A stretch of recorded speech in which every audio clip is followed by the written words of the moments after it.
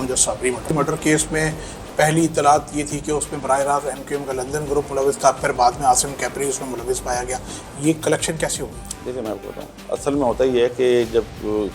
शायद और आपके पास ये आइडिया आया कि जी इसमें फलां जमात हो सकती है, मेरे पास ही में, तो मैं किसी को रोकता नहीं हूँ। मैं बोलता हूँ यार आप ये काम करें ना, आपके पास आप उस पर करें, अगर आप सही निकले तो मैं मान लूँगा, मेरे पास आ गई तो आप मान लेना, क्योंकि किसी को रोकने से हो सकता है कि वो सही लीड पे हो।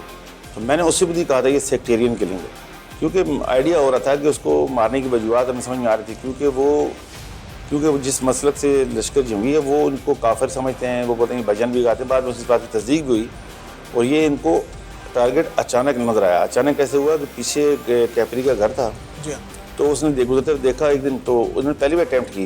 लेकिन गाड़ी निकल गई, ये दूसरे अटैम्प्ट मारा गया और दूसरे अटैम्प्ट में भी अल्लाह ने इनको बचाना था या जो भी,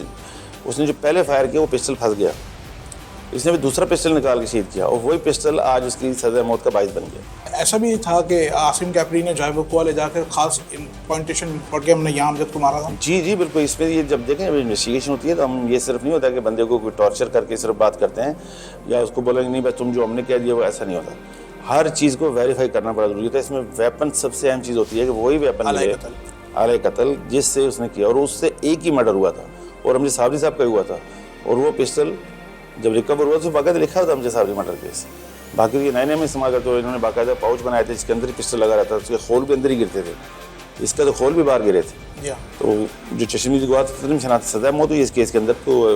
एविडेंस ये तो हुई है।